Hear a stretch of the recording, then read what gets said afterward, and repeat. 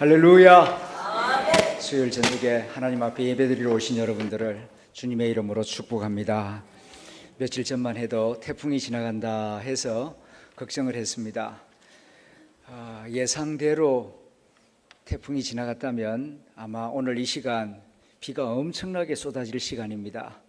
그런데 태풍이 진로를 바꾸어서 동쪽으로 대한해협 동해안 쪽으로 빠져나가는 바람에 지금 이렇게 조용한 가운데 평온한 가운데 예배를 드리고 있습니다. 하나님의 날개 아래 거하는 저와 여러분들을 하나님께서 항상 이렇게 평안하게 지켜주시기를 축원합니다. 요즘 우리나라에 그 방탄소년이 뜨고 있다는 이야기 들으셨죠? 지금 어마어마한 돌풍을 일으키고 있습니다. 전 세계적으로 청소년들이 이 방탄소년단의 음악과 춤을 듣고 있고 배우고 있고 따라하고 있는데 그 인구가 수억 명이라고 합니다. 2018년 5월달 미국 라스베가스에서 그 빌보드 뮤직 어워드 아주 유명한 그 음악 가수들에게 주는 시상식인데 거기서 이 방탄소년단이 1등을 했습니다. 영어도 잘 못하는 그 콩골리시아는 한국 머스마들이 전 세계적으로 탁월한 춤과 이 노래를 선보여서 이렇게 인기를 얻어서 돌아왔을 때에 그 대통령이 그 빅 엔터테인먼트 그 기획사 대표를 청와대로 불러다가 한국을 빛낸 인물이라고 대통령 표창을 주기도 하였습니다. 경건한 그리스도인들은 아마 방탄소년단이 누구인지 잘 모르는 분들이 아직 많을 것 같은데요. 방탄소년단은 그 대한민국의 7인조 보이그룹, 이 소년 노래 그룹입니다. 왜 이름이 방탄소년단인가 저도 몰랐는데 좀 찾아보니까 그 방탄이라는 말이 총알을 막아낸다 그런 뜻 아닙니까? 그러니까 10대에서부터 20대들이 그 사회적 편견과 또 억압받는 것을 막아내고 자신들의 생각과 음악과 가치관을 당당하게 지켜내겠다 하는 그런 의지를 담아서 방탄소년단 이렇게 이름을 정했다고 합니다. 그런데 이 방탄소년단이 빌보드 뮤직 어워드에서 1등을 하고 난 다음 전 세계가 주목을 하는 동시에 우리나라 언론도 주목을 하기 시작했습니다. 이 그룹이 5년 전에 시작이 되었을 때는 아주 미미했습니다. 그런데 이렇게 세계적인 돌풍을 일으키는 것을 보면서 신문, 텔레비전 그리고 많은 잡지에서 도대체 방탄소년단 하는데 이 소년단이 어떤 그룹인가, 그리고 어떻게 이런 이 한국 청소년들이 전 세계를 무대로 해서 엄청난 돌풍을 일으킬 수 있단 말인가, 그 성공의 비결이 무엇인가에 대해서 분석하는 글들이 많이 쏟아져 나오고 있습니다. 연세 드신 분들은 노래하고 춤추는 그런 딴따라가 뭐 그리 대단하다고 야단법석인가 그럴지 모르겠습니다. 그런데 말입니다, 이 방탄소년단이 생산하는 기업적 가치가 돈으로 환산하자면은 1조 원이 넘는다고 합니다. 1조 원이 넘어요. 어마어마하지 않습니까? 한 기업이 1년에 100억 정도의 매출을 내려면은 수백 명이 1년 내내 일을 해야 됩니다. 그런데 100억도 아니고요, 1000억도 아니고요, 1조 원의 생산 가치가 이 7명의 머스마들이 만들어내고 있다는 겁니다. 그러니까 그 돌풍이 어마어마하다는 것을 조금은 느끼실 수가 있을 것입니다. 한마디로 대박을 거둔 거죠. 어떻게 해서 이런 대박을 거둘 수가 있었는가? 우선 실력이 대단합니다. 춤, 노래, 외모, 그리고 음악 정말 출중합니다. 그런데 외모, 노래, 춤 그 정도 하는 아이돌 그룹은 꽤나 많이 있습니다. 그런데 왜 하필이면 방탄소년단이 그렇게 빌보드 차트 1위로 올라갈 수가 있었는가? 한국에서만 유명한 게 아니라 미국, 영국, 카나다, 심지어는 아프리카 청소년들까지 유튜브로 이 방탄소년단의 노래와 춤을 보게 되면은 그게 중독이 돼서 빠질 뿐만 아니라 그걸 따라하는 청소년들이 수없이 생겨나고 있는 것입니다. 어떻게 해서 수많은 이 아이돌 그룹들이 있는데 방탄소년단이 그렇게 우뚝 솟아서 전 세계에 주목을 받게 되었는가? 그 원인을 이 방탄소년단의 차별성 세 가지를 찾아보았습니다. 첫째는 콘텐츠의 힘입니다. 콘텐츠의 힘. 노래를 잘 부르기도 하고 춤도 잘 추기도 하고 또 그 소년들이 아주 잘생기기도 했지만은 그보다 더 중요한 것이 가사의 내용이 아주 설득력이 있어요. 청소년들, 특별히 그 또래 10대, 20대 아이들이 들을 때에 그 내용이 참 좋다는 것입니다. 어른들은 이 방탄소년단이 주로 옛날에 이미자가 나훈아가 노래 부르는 그런 식으로 노래를 안 부르고 랩 형식으로 부릅니다. 그러니까 뭘 중얼거리듯이 그냥 중얼중얼 하면서 속도도 굉장히 빠르고 뭔 소리를 하는지 알아들을 수가 없으니까 대체로 나이 드신 분들은 아예 그냥 관심 꺼버리고 뭐 들리지를 않으니까 아예 그냥 어떤 호감도 별로 가지지를 못하는데 뭐 저도 그렇습니다. 저도 들어보면은 뭔 소리인지를 모르겠어요. 그런데 하도 인기가 있다고 하니까 뭔 내용인지 한번 검색을 해보았습니다. 검색을 해보니까 그 내용이 거의 대부분 10대, 20대 청소년들의 고민 내용이에요. 그 또래 아이들이 이렇게 성장하면서 경험하는 고민, 갈등, 희망 이런 것들을 담고 있는데 놀라운 것은 그 내용이 놀라울 정도로 직설적이고 솔직하다는 겁니다. 보면은 조금 강단에서 언급하기 곤란한 그런 상스러운 표현들도 많이 있는데 그들의 있는 그런 마음의 고민, 갈등 이런 것들을 있는 그대로 그래서 학교 생활, 부모와의 관계 그리고 사회 비판, 연애 감정, 자기 내면의 갈등 또 성장하면서 겪는 성장통 이런 것들을 주제로 해서 가사를 만들었는데 누가 만들었느냐 하면은 이 아이돌 소년 7명이 직접 만든 거라는 겁니다. 여기에 차별성이 있어요. 옛날에 아이돌은 대부분 그 싱어송라이터가 노래를 전문적으로 만드는 어른들이 가사와 노래를 만들어서 아이들에게 주면은 아이들은 그걸 반복 연습해 가지고 무대 위에서 연출을 했습니다. 그런데 이 방탄소년단은 자기들의 고민을 자기들이 글로 쓰고 자기들이 거기다 멜로디를 붙여서 자기들이 무대 위에 서서 연출을 한다는 겁니다. 그러다 보니까 이게 남의 이야기가 아니고 남이 떠먹여주는 밥을 입에 물고 나가는 게 아니고 자기들이 만든 노래를 자기 마음을 담아서 노래를 하니까 진정성이 있어요. 청소년기는 감수성이 매우 예민합니다. 그래서 진정성이 있는 거하고 없는 거하고는 아이들이 금방 구별합니다. 악기들 같은 경우에도 어른들이 듣는 귀하고 10대 아이들이 듣는 귀하고 다릅니다. 1분에 약 2,000마디의 단어를 말하는데요. 7살짜리 아이들은 2,000마디 가운데에서 99%를 알아듣습니다. 10대 아이들은 95%를 알아듣습니다.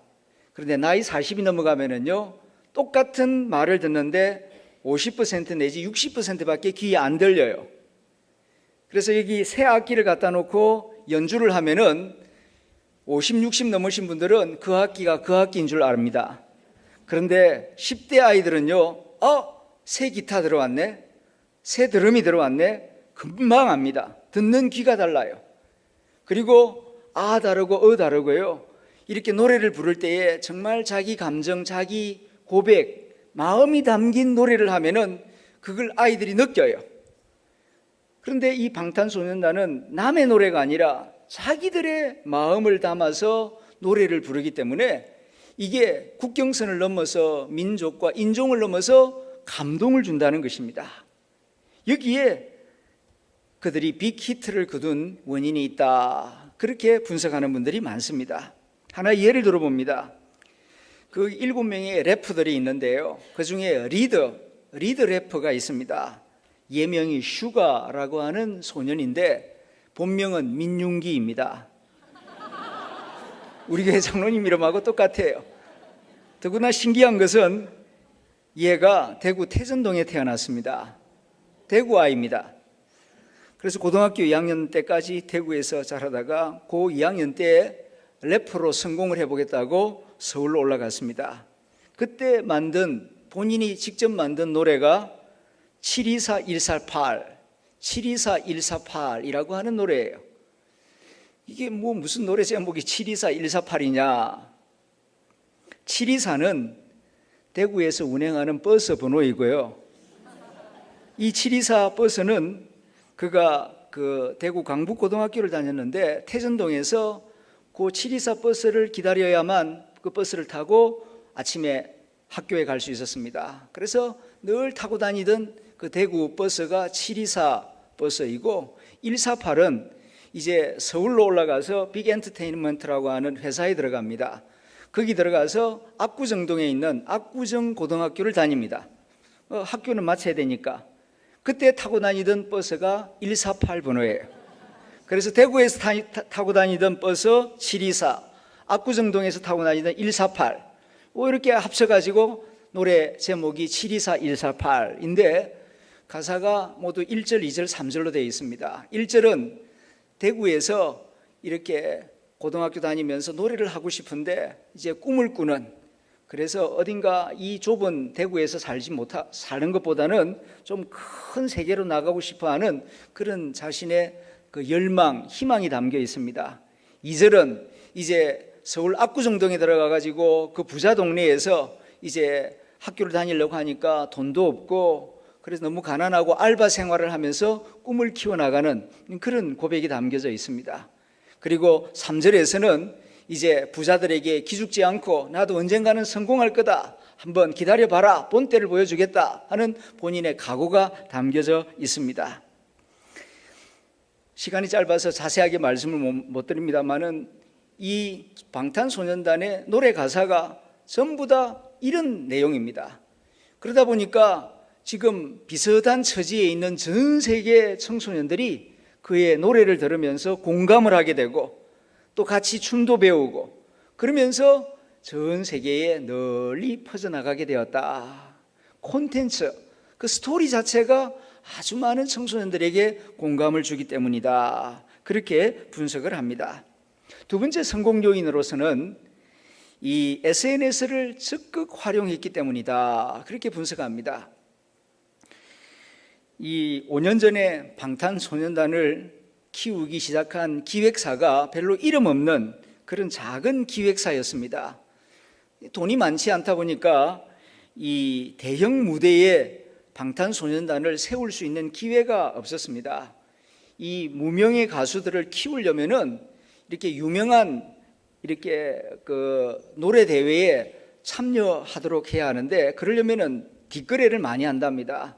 그래서 돈이 많이 오가는데 그만큼 돈이 많이 없다 보니까 이 빅 엔터테인먼트 대표이사인 방시혁 씨가 이 머리를 쓴 것인데, 지금은 유튜브를 통하여 전 세계 청소년들이 보니까 그 1분짜리, 2분짜리 노래와 춤을 이렇게 뮤직비디오 형식으로 만들어 가지고 이 유튜브에 띄우고 트위터에 띄우고 페이스북에 띄우고 그리고 뮤직비디오에 띄우고 그렇게 이 SNS를 통하여서 이 방탄소년단의 춤과 노래를 알렸다는 것입니다.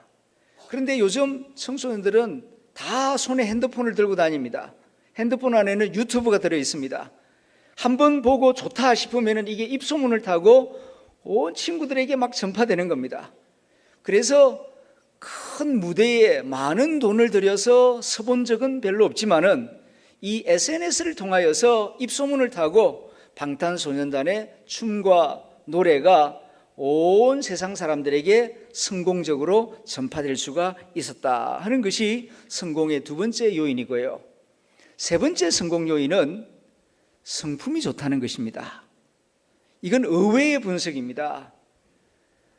멀리서 볼 때는 잘 모르는데 가까이 다가가서 보면은 이 7명의 소년들이 정말 착하고 친절하고 배려심이 있고 수수하고 그렇게 겸손할 수가 없다는 것입니다. 그렇게 세상의 명성을 날린, 그리고 돈을 수천억 원씩 벌어들이는 그런 어마어마한 부자들이고 명성이 높은 소년들인데도 불구하고 가까이 가서 만나보고 이야기를 해보면은 너무나 인성이 탁월하고 훌륭하다는 것이죠.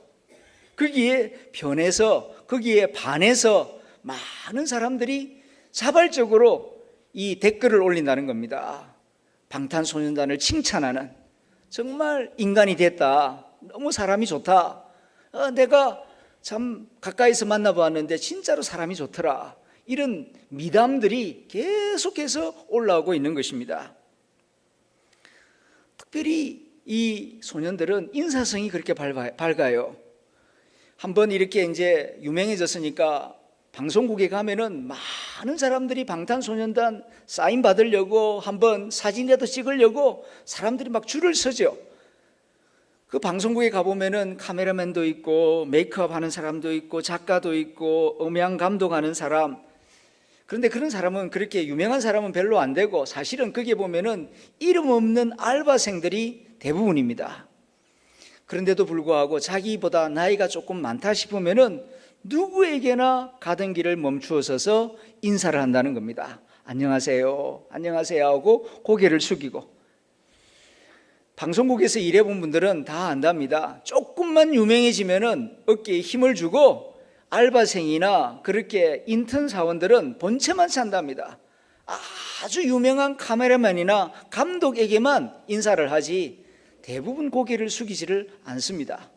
그런데 이 방탄소년단은 누구든지 거기에서 일하는 사람, 자기보다 나이가 많은 사람이라고 생각되면 다 멈추어 서서 인사를 하고, 심지어는 커피를 타오는 그런 여대생이나 또는 의자나 무대 장치를 옮기는 자벽부들을 보아도 꼭 멈추어 서서 수고하십니다, 고맙습니다 하고 인사를 한다는 것입니다.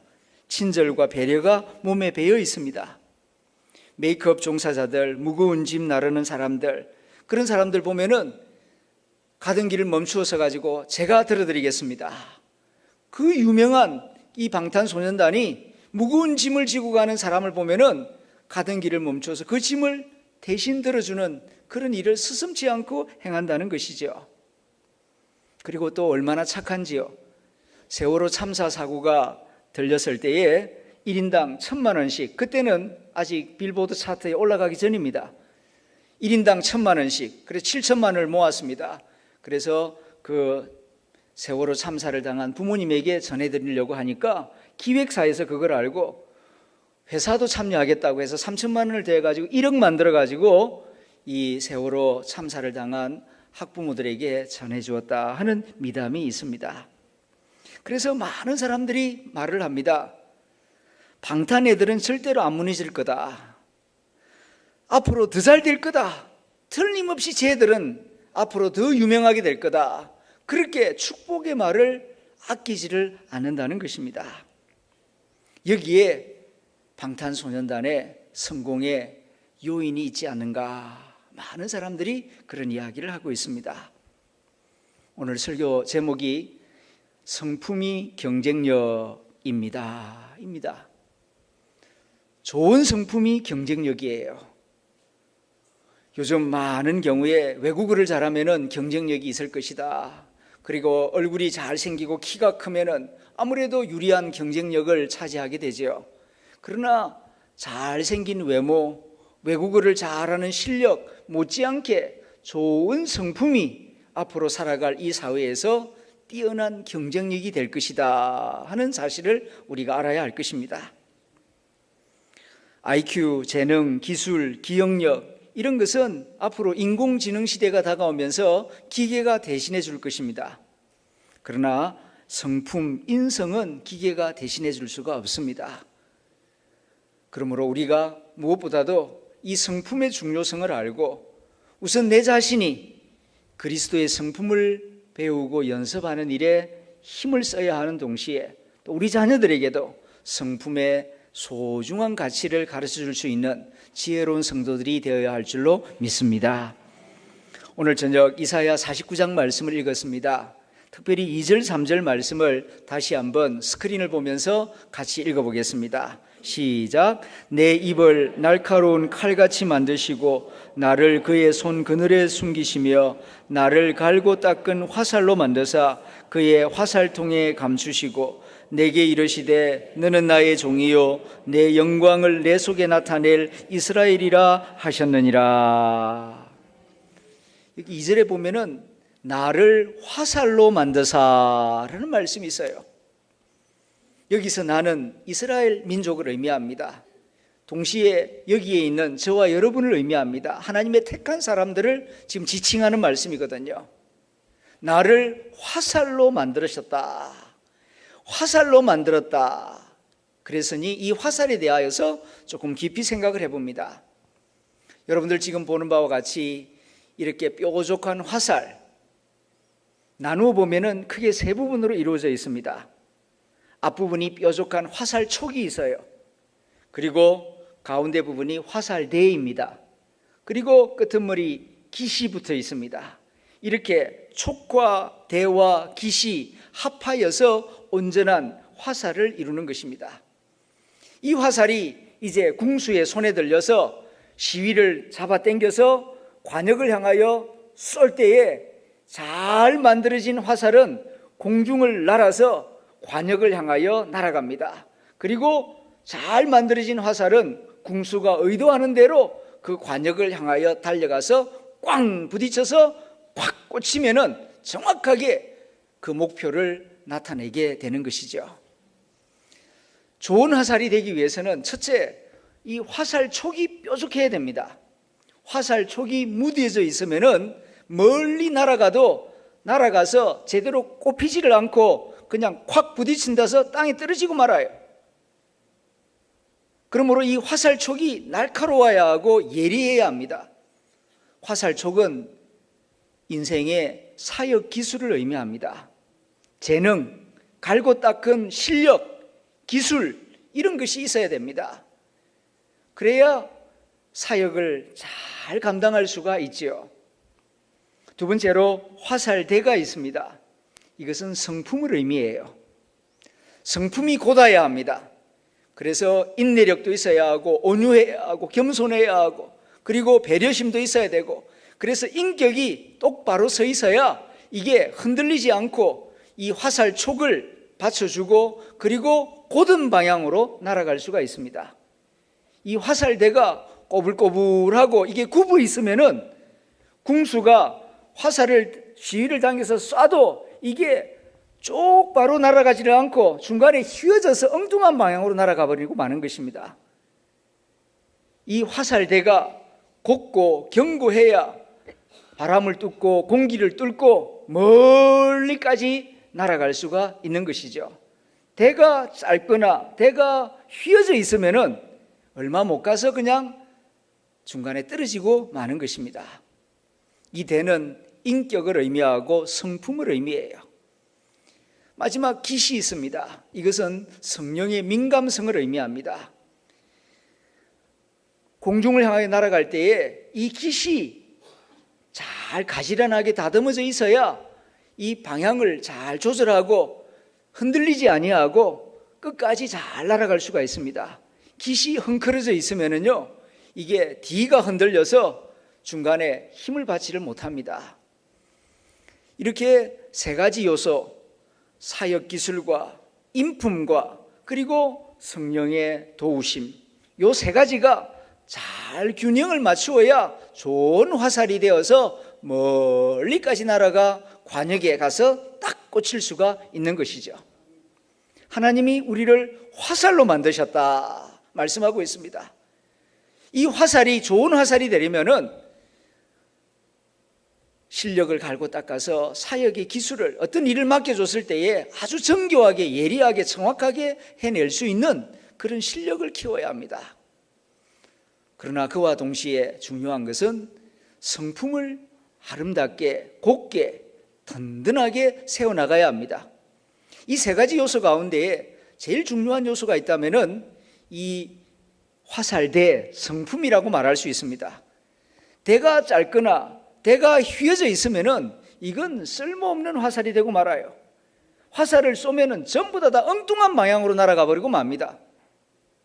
또 성품이 좋아도 또 재능과 실력이 없으면은 멀리까지 날아갔는데 제대로 꽂히지를 않는, 그냥 땅바닥에 떨어지고 마는 그런 화살이 되고 말고, 또 성품도 좋고 실력도 좋은데 성령의 민감성이 없으면은 하늘로 날아가다가 뒤가 흔들려 가지고 그냥 흔들리고 마는, 그래서 중간에 떨어지고 마는 그런 화살이 되고 마는 것입니다. 이 화살의 교훈에서 우리에게 주시는 말씀은 실력도 중요하고 기도도 중요하지만은 성품이 중요하다. 성품이 제대로 갖추어지지 못하면은 제대로 쓰임 받을 수 없다 하는 사실을 우리에게 말씀해 주고 있는 것입니다. 그런데 우리가 사는 이 자본주의 사회에서는 실력 중요한 줄 알고 재력 중요한 줄 알고 외모 중요한 것까지는 잘 아는데 눈에 보이지 않는 성품이 얼마나 중요한 경쟁력인가, 얼마나 소중한 능력이 되는가, 이건 잘 모르고 살아가는 경우가 많이 있습니다. 종교개혁자 루트가 이런 말을 남겼습니다. 한 나라의 국력은 군사력, 정치력, 경제력이 아니라 좋은 성품, 좋은 국민이 얼마나 있느냐에 달려있다. 좋은 성품의 중요성을 잘 말해주고 있습니다. 우리나라가 좋은 나라, 잘 사는 나라, 정말 하나님 나라와 같은 그런 나라가 되기를 원한다면은 물론 군사력도 키워야 합니다. 정치적으로 안정이 되어야 하고 또한 좋은 정치 지도자가 있어야 합니다. 또 수출도 많이 되어야 할 것입니다. 그러나 여러분 기억하십시오. 군사력이 강하고 뛰어난 대통령이 나라를 다스리고 그 다음에 국민 소득이 5만 불, 10만 불 올라간다고 해서 사회복지국가가 되고 잘 사는 나라가 저절로 되는 것은 아닙니다. 좋은 성품을 가진 국민들이 많아질 때 그때 이 나라가 비로소 잘 사는 나라가 되고 복지국가가 되고 또한 이 나라에 하나님의 나라가 임할 줄로 믿습니다. 한 개인의 미래와 행복도 마찬가지입니다. 한 사람의 행복과 미래는 외모와 학력과 경제력이 아니라 좋은 성품에 달려 있습니다. 그런 경우 가끔 봅니다. 잘생겼어요. 정말 부러울 정도로 잘생겼어요. 부모도 좋아요. 경제력도 뛰어나고 학력도 좋아요. 그런데 성품이 영 별로예요. 그래서 친구가 없어요. 외롭고 항상 우울하게 살아가는 그런 사람을 볼 때가 있습니다. 경제력, 학력, 외모도 필요하지만은 인간의 행복과 미래는 좋은 성품에 달려있다 하는 것을 다시 한번 기억해야 할 것입니다. 한 교회의 능력도 마찬가지라고 생각합니다. 교회의 능력은 교회 건물의 크기, 교인 숫자의 많음, 교회의 헌금의 액수가 아니라 그리스도를 닮은 성품을 닮은 성도들이 얼마나 그 교회에 있느냐에 달려있다고 믿습니다. 우리나라의 미래도 군사력, 정치력, 경제력이 아니라 그리스도를 닮은 그리스도인이 이 나라에 얼마나 많이 있느냐에 달려 있습니다. 지금 당면한 국가 과제가 북한의 비핵화, 남북한의 평화 교류, 경제 활성화 등입니다. 그러나 이런 문제들이 다 해결된 다음, 그 다음은요, 저절로 대한민국이 살기 좋은 사회에 하나님의 나라가 이루어질까요? 안 그럴 가능성도 상당히 있습니다. 수출은 많이 되어서 돈은 많이 생겼습니다. 그리고 남북한 평화 교류가 이루어진다고 합시다. 그런다고 해서 대한민국이 저절로 잘 사는 나라가 될까요? 오히려 반대일 가능성도 있습니다.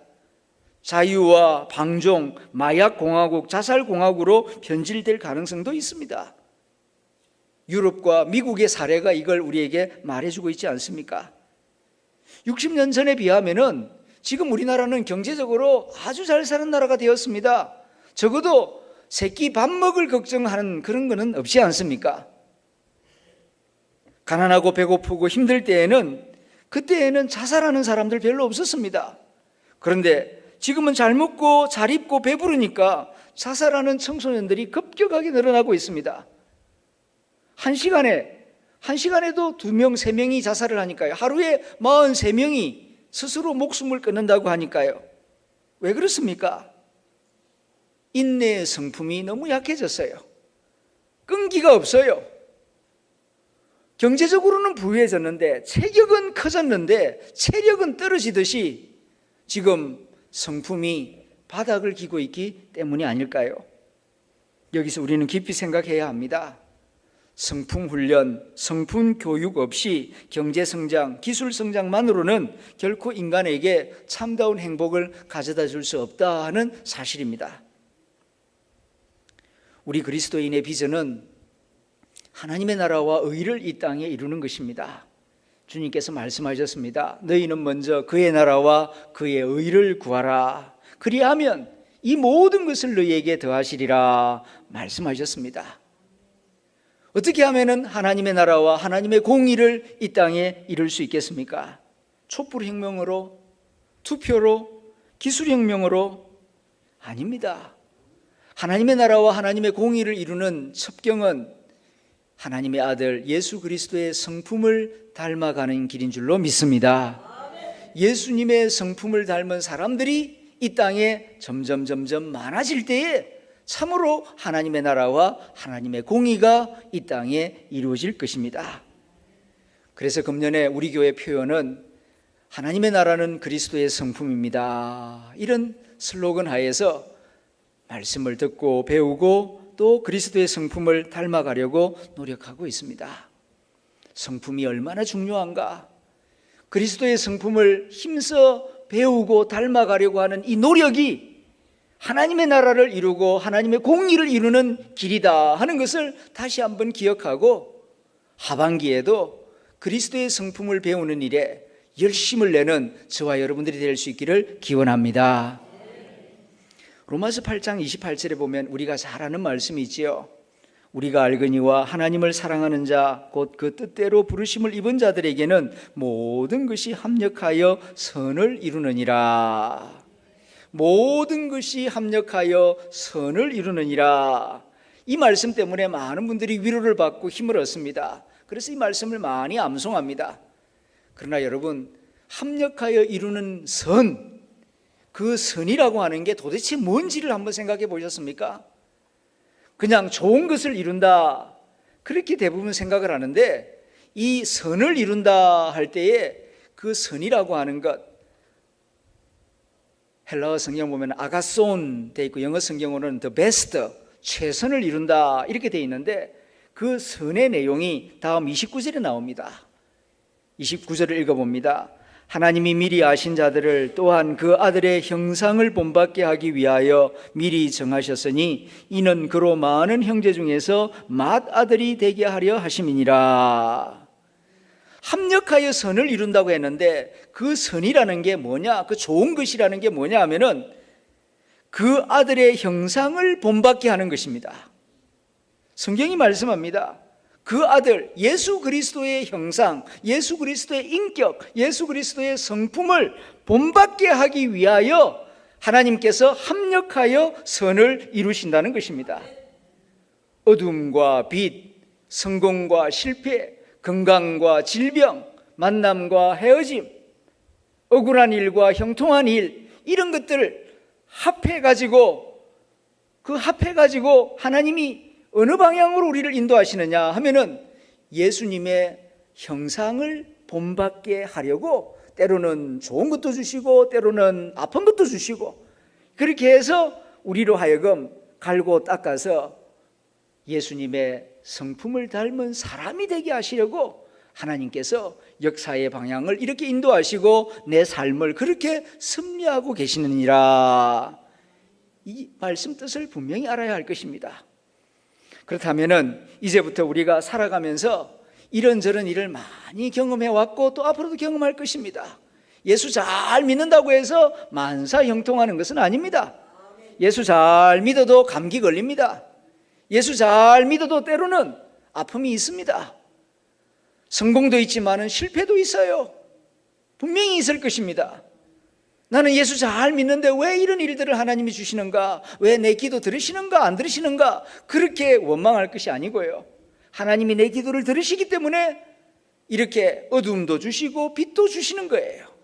왜 빛도 주시고 어둠을 주시는가? 합력해서 예수님의 인격을 좀 더 닮으라고 하나님께서 이 모든 것을 허락하시고 섭리하신다는 것을 깨달으시기를 바랍니다. 그리할 때에 범사에 감사할 수 있는 사람이 됩니다. 빛 가운데서도 감사하고, 어둠 가운데서도 감사하고, 건강한 가운데서도 감사하고, 질병 가운데서도 감사하고, 이 모든 일 가운데 버릴 것이 아무것도 없어요.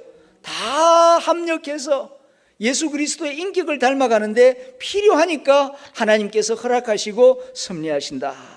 이것을 알고 깨달으면은 범사에 감사하고 항상 기뻐하고 쉬지 않고 기도할 수 있는 사람이 될 것입니다.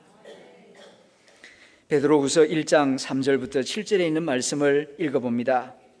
그의 신기한 능력으로 생명과 경건에 속한 모든 것을 우리에게 주셨으니 이는 자기의 영광과 덕으로서 우리를 부르신 이를 알므로 말미암음이라.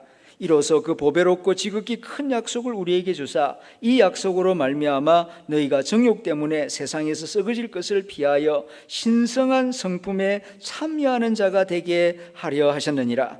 그러므로 너희가 더욱 힘써 너희 믿음의 덕을, 덕의 지식을, 지식의 절제를, 절제의 인내를, 인내의 경건을, 경건의 형제 우애를, 형제 우애의 사랑을 더하라. 하나님께서 신비로운 능력으로 우리에게 생명을 주셨고 경건에 속한 모든 것을 우리에게 주셨어요. 왜 우리에게 구원을 주시고 생명을 주시고 신비로운 은혜와 능력을 왜 주셨는가? 오늘 베드로는 말합니다. 신성한 성품에 참여하는 자 되게 하려고. 개역 개정판에서는 신성한 divine nature, 신성한 성품에 참여케 하려고 라고 되어 있는데, 옛날 성경에 보면은 신의 성품에 참여케 하려 하심이라. 하나님의 성품, 하나님의 성품에 참여하게 하시려고 우리에게 구원을 주시고 생명을 주시고 경건을 주시고 믿음을 주시고 은혜를 주시고 여러 가지 신령한 것들을 부어주셨다는 것입니다. 그러므로 구원받았다고 다 됐다, 내 영혼 구원받았고 이제는 나는 죽어도 천국 가게 되었으니 마음대로 살아도 된다, 그렇게 생각하면 안 돼요. 우리 영혼은 구원을 받았지만은 아직 우리의 성품은 구원받지를 못했습니다. 옛날 이스라엘 백성들이 몸은 출애굽했지만은 그의 습관은 옛날 노예 습관을 가지고 있었던 것처럼 우리가 영혼은 구원을 받았지만은 우리의 인격과 성격과 성품은 아직까지 예수 그리스도를 온전히 닮지를 못하고 있어요. 이 모습 이대로 천국에 가면은 부끄러울 것이 많습니다. 그래서 주님께서 좋은 것들을 계속 베풀어 주시고 말씀을 주시는데, 왜 말씀을 주시고 은혜를 주시고 햇볕도 주시고 태풍도 주시고 왜 이렇게 다양한 것들을 주시느냐 하면은 신의 성품, 그 아들의 형상을 본받게 하려 하시려고. 이것을 우리가 알아야 합니다. 이걸 안다면은 이제 우리가 해야 할 일이 무엇입니까?